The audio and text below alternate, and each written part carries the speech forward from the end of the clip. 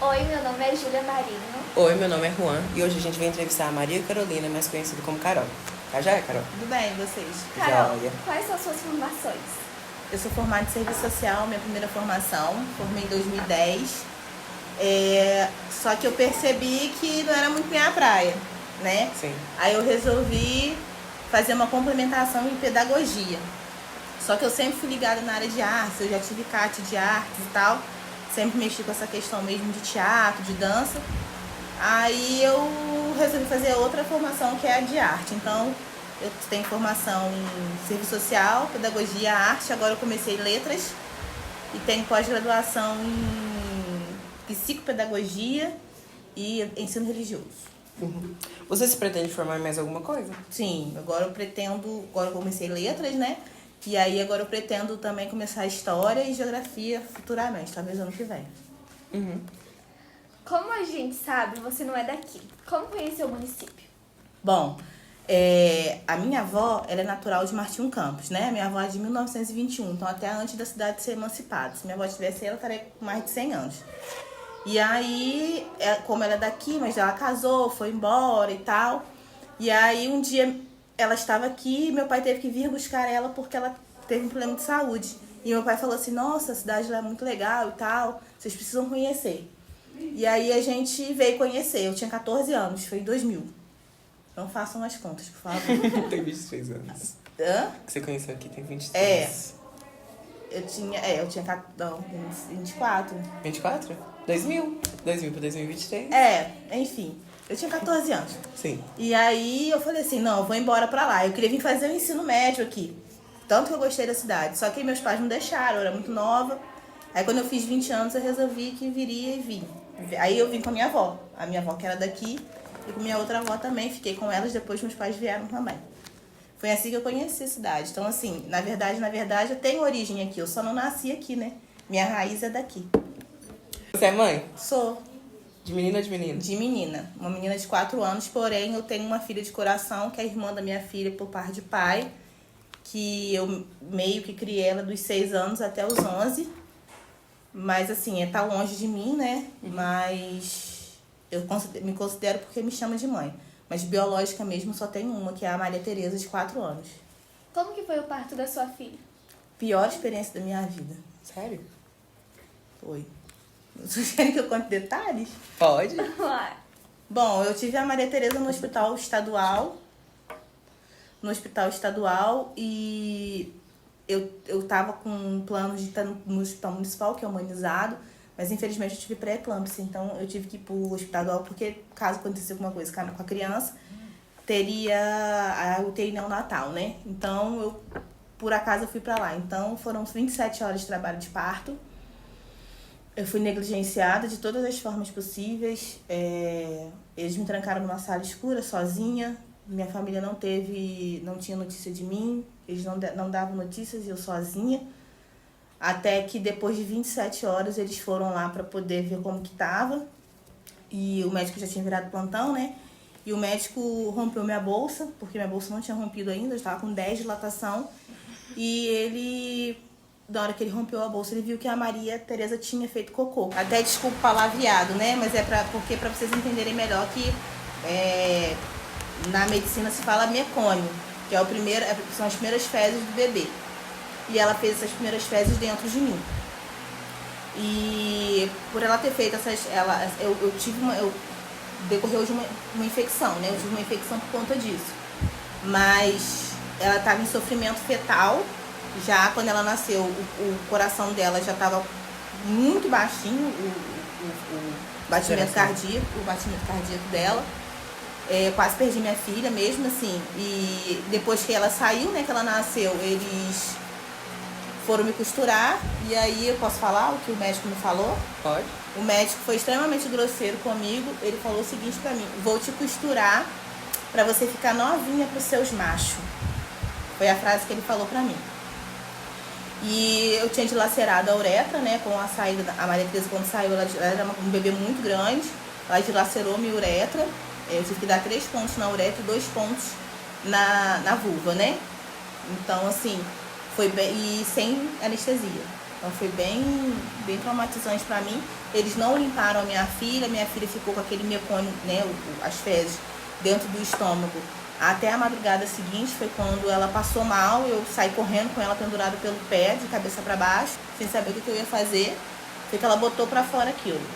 E assim, isso eu tive, a decorrência disso eu tive a infecção que eu te falei, e eu fiquei com muito medo, porque crianças que engolem o mecônio, elas têm grande risco de ter algum problema mental, né, até mesmo paralisia cerebral. Mas graças a Deus, assim, a Maria Tereza, ela não teve. Pelo contrário, uma criança super ativa, super inteligente, me dá mais trabalho que vocês imaginam. Como você consegue conciliar a vida da escola e a de ser mãe? Então, no início do ano eu tinha 3 empregos, né? E por conta de não conseguir conciliar com a vida de ser mãe, eu tive que largar um, que foi o balé. Me gerou muito, até um problema, um transtorno psicológico e tal, a turma toda, né? Vocês todos acompanharam. E um dos motivos, assim, era o balé e de eu não ter o tempo com a minha filha. Hoje eu tento fazer o seguinte, o horário que eu tô trabalhando, ela tá com a minha mãe de manhã, que ela é muito apegada à minha mãe. À tarde ela vai pra escola e à noite eu costumo fazer alguma coisa com ela, né? Ou eu vou na praça, ou eu vou tomar um sorvete, ou comer um sanduíche, para poder suprir essa falta, né? Às vezes eu fico deitada com ela só, ela vendo vídeo e eu vendo meus vídeos, só a companhia dela. Mas é muito complicado, porque às vezes você precisa ser mãe e você tem que fazer suas coisas de escola, porque hoje em dia, até me perdoe, assim, quem for ver, mas o professor ele é muito sobrecarregado. A gente tem que fazer serviço que não é serviço nosso, a gente é cheio de serviços, são serviços repetitivos que a gente tem prazo para entregar, e quem pensa que o professor só trabalha na escola está muito enganado. A gente, além de preparar nossas aulas, além de preparar, porque assim, o professor, nós professores, nós temos que entender a demanda da turma e montar o que a gente precisa montar em cima do que a gente recebe de vocês, né? Pelo menos eu trabalho assim. Não sei como os demais trabalham, eu trabalho assim. Então eu tenho que entender o que vocês estão me trazendo para eu poder trabalhar o que eu preciso trabalhar em cima do que vocês estão me trazendo. Então vai ter coisa que eu preciso trabalhar que talvez a demanda de vocês trazem para mim, não é tão... não consegue encaixar. Então tem que dar uma repaginada. Então a gente tem esse trabalho de preparar o que a gente tem que preparar. A gente tem o trabalho da parte burocrática de ser professor, é diário, é planilha, é PDI, é muita coisa. E assim, como a minha matéria é uma matéria que tem poucas aulas, a gente tem que se desdobrar. E eu hoje trabalho em 2 lugares, né, para conseguir o mínimo para poder sustentar a minha filha, porque eu criei minha filha financeiramente sozinha, né? Eu tenho a rede de apoio, que é minha mãe, para me ajudar, mas financeiramente sou eu sozinha, porque eu não vivo com o pai dela, então sou eu sozinha financeiramente. Então assim, para dar o mínimo, eu preciso trabalhar em 2, 3 lugares. O pai dela ajuda em alguma coisa? O pai dela dá uma parte. Ele ajuda, não costumo falar que é pensão, porque é um valor muito baixo, pelo que a gente gasta com uma criança hoje em dia. Mas ele dá uma parte. Como a gente sabe, você trabalhou em um abrigo. Como foi trabalhar lá? A gente fala abrigo a grosso modo, né? Na verdade, a gente trata, são casas de acolhimento. É o que a gente antigamente era a FEBEM, que eles falavam, né? Hoje em dia a Fundação Casa, lá de São Paulo. Lá em Niterói, que é onde eu trabalhava, existem as casas de acolhimento, então existem as divisões. Existe a casa de acolhimento para adultos, para meninas adolescentes, para meninos adolescentes e para famílias. Para mulheres e homens é separado, também tem para as famílias. Eu trabalhei no abrigo de meninas, são abrigos de meninas que a gente recebia. A gente recebia meninas de 12 a 18 anos e meninos de 7 a 12 anos. Não, meninas de 7 a 18, meninos de 7 a 12. E trabalhava também trabalhei nos meninos, que recebíamos meninos de 12 a 18 anos. Só que esses meninos que a gente trabalhava não eram meninos em socioeducativo. O que é isso? Eles não tinham infringido a lei de uma certa forma. Eles estavam em medida protetiva, eles estavam sendo protegidos pelo Estado de alguma situação, ou familiar ou comunitária. Vou dar um exemplo. A gente teve menino que a mãe não conseguia controlar e o tráfico estava adotando esse menino. E, então a mãe pediu, solicitou ajuda, então o conselho tutelar, né, a gente trabalha junto com o conselho tutelar, o conselho tutelar traz esse menino pra gente, a gente cuida desse menino. É uma casa normal, com quartos, sala, cozinha, banheiro, televisão, computador. Eles recebem alimentação, café da manhã, almoço, café da tarde e jantar e ceia, tá? Todos eles estudam, são matriculados em escolas. Eles trabalham, né? A partir dos 14 anos eles podem trabalhar, então eles já trabalham. Quando eles começam a trabalhar, 30% do salário a gente dá para eles e os 70% é guardado numa poupança para quando eles saírem de lá eles terem uma forma de sobreviver fora dali, porque com 18 anos eles não podem ficar mais, como já aconteceu casos. O meu trabalho lá, eu era educadora social. O que é isso? Eu cuidava deles, é como se eu fosse a mãe deles. Era um plantão, né? Eram plantões de 7 às 7, de 7 às 19, 19 às 7. Então, assim, eu trabalhava na parte da manhã e eu era encarregada da parte pedagógica. O que eu fazia? Como era época de pandemia, agora por último, né, dos meninos, eu ficava com a parte de entrar no sistema, fazer atividade com eles, de reunião de pais. Eu fazia esse papel. E a questão médica também era eu que fazia. Então eu pegava eles, levava para tomar vacina, levava em consulta médica, tínhamos que fazer o controle psiquiátrico e por aí vai. Assim que era meu trabalho. É um trabalho que eu gosto muito. Inclusive, uma das minhas pretensões, eu não falei lá no início, é fazer um mestrado de pedagogia social, que é exatamente essa parte da pedagogia dentro do meio social. Que a Casa de Acolhimento é ligada à assistência social. Então, assim, é tudo meio interligado, as minhas formações. Então, acho que pedagogia social resume bem o que eu gosto de fazer. Assim, trabalhar em Casa de Acolhimento é muito bom. É desafiador, porque assim, a gente tem casos assim, absurdos. Você fala assim, não, são casos que a gente não pode falar. Aí você fala assim, não é possível que uma criança de 13 anos passou por isso. Eu tive casos de menino que com 17 anos nunca tinha ido para a escola. Nunca tinha, a mãe nunca tinha levado para a escola. Eu ensinei ele a ler e escrever dentro da Casa de Acolhimento. Em um ano isso, né? Porque quando ele completar 18, ele não poderia ficar mais lá dentro. Não, aí então, exatamente, é o que a gente fez com ele. Eu ensinei ele a ler e escrever, ele fez uma prova, eles conseguiram matricular ele no terceiro ano do ensino fundamental. Ele fechou, né? Era um tipo EJA, né? Ele fechou até o 5º ano e ele conseguiu uma vaga para trabalhar na Clean, que lá é o Gari, né? É o que cata lixo. E ele saiu de lá já empregado. Que bom. Você sabia que na Medicare você encontra diversos tipos de medicamentos para a sua saúde? Lá você encontra remédios tanto para uma dorzinha de cabeça, quanto algum remédio para a sua saúde mental, além dos nossos cosméticos para cuidar da sua saúde e higiene pessoal, como protetor solar, cremes para queimaduras solares, antitranspirantes e desodorantes, fio dental, pastas e escovas de dentes, e muito mais.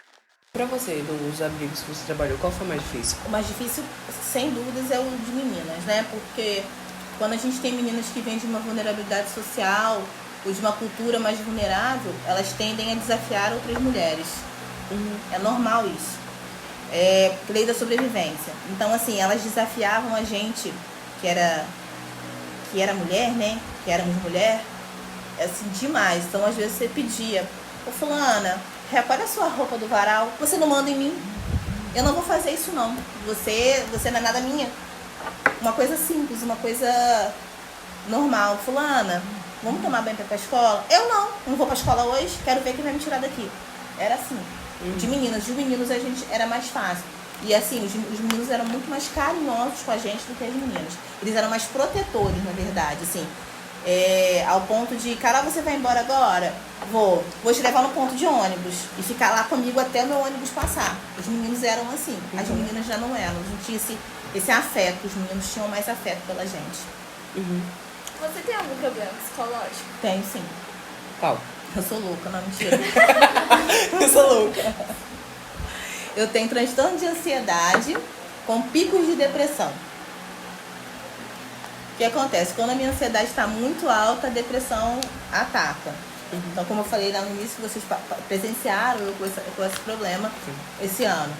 Então, assim, a minha depressão ataca. Então, com isso, às vezes, eu tenho a síndrome do pânico, às vezes eu tenho a ansiedade de não comer, de não dormir. E eu tenho o transtorno de ansiedade. Meu plano psicológico é o transtorno de ansiedade com picos de depressão. E eu tomo medicamento. Como que foi dar pra, assim, igual você falou no início, dar aula de balé? Quando você dava aula de Eu balé? odeio dar aula de balé, gente. Desculpa. Na verdade, meu problema com a dança é o seguinte. Eu tenho a habilidade... Lembra que eu falei pra vocês sobre a habilidade, que é o saber fazer, e o dom, e o que você gosta de fazer. Eu gosto do teatro, mas eu tenho habilidade para a dança. Então, eu acabei que fui enfiada nesse meio da dança. E eu dou aula de dança desde os 14 anos. Eu dei aula de dança durante 23 anos da minha vida. Então, assim, eu cansei. Assim, enchi o saco, digamos assim. Igual você falou também lá no início, você teve que abrir mão. Eu tive que abrir mão. E aí que eu abri mão foi isso, porque eu falo, eu tenho habilidade. Eu danço qualquer coisa que mandar eu dançar hoje, eu danço. Eu sei dançar qualquer coisa.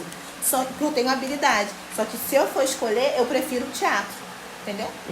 Então, assim, eu não gostei de dar aula de balé, porque não é a minha vibe. Minha vibe é uma coisa mais contemporânea, assim. Na verdade, eu fiz jazz dance, né?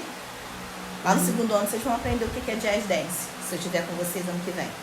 Então, Amém. Esperamos. então assim, eu não gostei não. Como foi a sua vida no teatro? Então, eu comecei a fazer o teatro, eu tive contato com o teatro desde muito cedo, porque eu fui menino de projeto, que eu falo, né? Eu fazia o projeto numa casa chamada Casa da Princesa, lá em Niterói, que era da FIA, Fundação da Infância e da Adolescência. Então a gente já tinha aula de teatro lá. E um dos meus professores eu cheguei a ter aulas com o Matheus Nastergalli, que é o João Grilo, da Compadecida. Meu Deus. Maravilhoso, assim. Eu conheci Marília Pera, eu conheci Suzana Vieira, eu conheci vários artistas, assim, por conta desse... Débora Falabella, não, aquela ruiva. Mariana Ximenes, a Débora Falabella. Assim, hoje em dia, a mãe de Felipe Dilon. Carol. E aí, com isso, eu meio que sou... É que eu falo, eu não tenho tanta habilidade no teatro. Eu gosto mais da parte da direção do teatro, não gosto tanto de atuar. E eu acabei... É outra coisa que eu fui me envolvendo, é uma coisa que eu gosto muito. Eu gosto muito de novela, eu brincava de novela quando eu era pequena. Eu gosto de novela. Eu sempre vejo 5, 6 novelas assim, ó. Eu gosto Embalado, dessa... sim. eu gosto dessa parte de interpretação. E aí, nessa minha vivência do teatro, eu participei também de teatro de rua, que é o palhaço, né? A arte do palhaço. Eu tenho um personagem chamado Dona Beliscada, que é uma palhaça branca. Depois vocês pesquisem o que é. Que existe o branco e o Augusto. Minha palhaça é o palhaço branco. Depois vocês procuram saber o que é. Acho que foi a minha última experiência com teatro, assim, mais ativo, né? E eu já também fiz a peça Os Saltimbancos, eu já fiz uma peça chamada A Queda para o Alto. Já comecei a ensaiar a presença de Anitta. Só que a juíza da infância embargou porque tinha cenas muito... E a gente era menor de idade, tinha 16 anos, aí não pôde não. Entendi. Entendeu? Então assim, eu gosto muito do teatro, mas eu gosto mais da parte de estar por trás, entendeu? Da direção, de ensaiar o pessoal, não tanto de interpretar. Porque eu acho que eu fico viajando, os outros falando, então eu meio que dou uma distraída. Eu sou assim. Então eu prefiro estar aqui falando assim, não é assim não, não é assim não, vamos fazer de novo. Eu sou mais dessa área da direção. Eu prestei, inclusive, vestibular, né, na época na Unirio, que é uma faculdade federal, para artes cênicas. Mas, infelizmente, eu não consegui fazer minha matrícula. Eu cheguei a passar nas 4 etapas, mas não consegui fazer a matrícula, porque eu não tinha formado no 3º ano ainda. Nossa. Gente, 1 ano quase, né? Não, na verdade, eu já Passar, tinha formado. Eu Já tinha que tinha fazer minha formado, matrícula no dia 27 de dezembro, mas eles só podiam me dar a declaração no dia 2 de janeiro. Então, eu não consegui fazer minha Nossa, matrícula. foi pouco. E essa foi a nossa pergunta do podcast. Obrigada pela sua participação, De pela sua nada. entrevista. Entrevista ótima. Ótima. Que bom. Adorou, muito bom. Obrigada a E vocês. acho que a parte que a gente mais ficou em choque foi, com certeza, do seu pai. Gente, foi muito ruim mesmo. Assim, não desistam de ter filhos, meninas. Isso aí cada um tem uma experiência. Uma vizinha minha teve 40 dias antes de mim, a experiência dela foi ótima. Então isso é muito de como que aquilo vem pra você. Assim, por eu ter a minha religião, eu acredito muito no que o universo te traz. E muita coisa do que eu vivi no meu parto, assim, foi muita coisa que eu joguei pro universo. Muita coisa que eu falava que nunca ia acontecer. Que nunca ia acontecer comigo. Eu sempre tenho essa reação de falar assim, nunca diga nunca. Pois é. Mas assim, eu falava uma frase muito assim, se entrou, vai sair só com cesárea. Não vai sair normal de jeito nenhum. Não sai. Deus. Morre dentro de mim, mas não sai. Eu falava desse jeito. Antes de engravidar. E o universo mostrou pra mim o quê? Não é desse jeito que funciona. Vai ser normal. Você vai quase perder ela. Porque quando eu entrei em trabalho de parto, a médica falou que ela estava morta dentro de mim. Quando eu comecei a entrar em trabalho de parto, foi do nervoso. Então, assim, não é questão de não dizer nunca, é do universo. Isso, independente de religião, o universo é uma energia. Tudo que você joga pra ele te devolve. Assim, eu penso mais ou menos assim. Eu acho que tomar muito cuidado com isso, gente. Com seus desejos. Às vezes você fala, não é o que você tá sentindo. Verdade. Foi isso. Obrigada, Carol. Obrigada a vocês, gente. Obrigada.